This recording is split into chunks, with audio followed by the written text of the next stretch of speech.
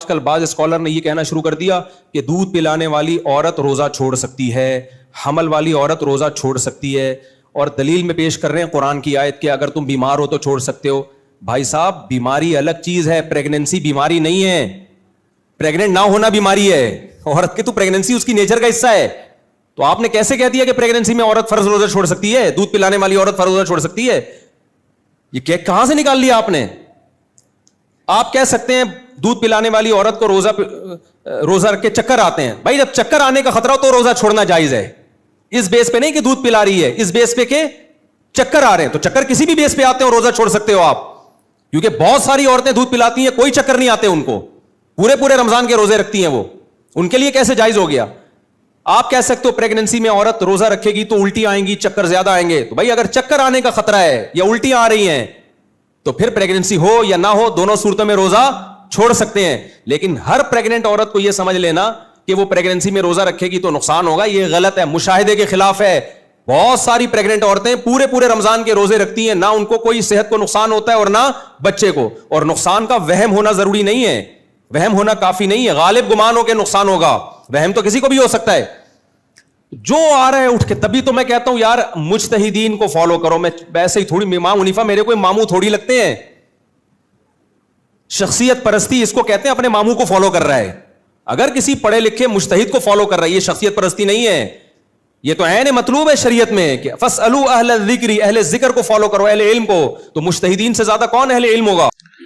کہ جو پریگننٹ حاملہ عورت ہے اور دودھ پلانے والی عورت، اس کے روزوں کا کیا مسئلہ ہوگا؟ قرآن حکیم میں تو اللہ تعالیٰ نے دو طرح کے لوگوں کو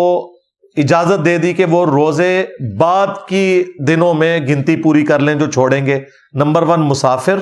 اور نمبر 2 مریض۔ لیکن جامع ترمذی، سنن نبی داؤد،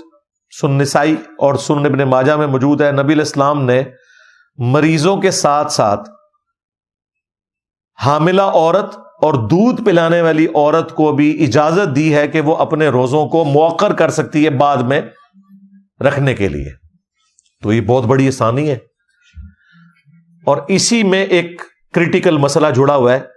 ایک عورت پریگننٹ تھی، اس کے روزے چھوٹ گئے 1 سال کے، پھر 2 سال تک وہ دودھ پلاتی رہی، 3 سال کے روزے چھوٹ گئے، پھر وہ پریگننٹ ہو گئی، یہ تو عموماً ہو جاتا ہے، پھر 1 سال کے روزے کے، پھر 2 سال تک دودھ پلاتی رہی، پھر اگلے 2 سال کے، یوں کر کے 5 7 8 9 سال کے روزے اس کے جمع ہو گئے۔ تو اب 8 9 سال کے روزوں کی قضا تو ایک مشکل معاملہ ہے، اور یہ کوئی تھوڑے روزے نہیں ہیں، 30 روزے اس کے چھوٹ رہے ہیں۔ تو ایسی صورتحال میں آپ قرآن کا وہ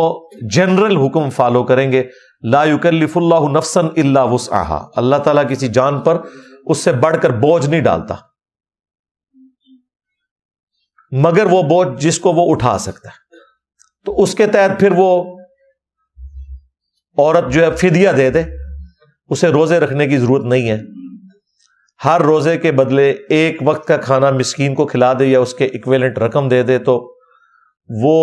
چونکہ ایک پرماننٹ مریض والی اس کی کنڈیشن ہو گئی نا اتنے سالوں تک، تو اس کے لیے قضا کرنا یہ ایک مشکل کام ہو جائے گا، اس میں پھر اس کو اجازت ہے۔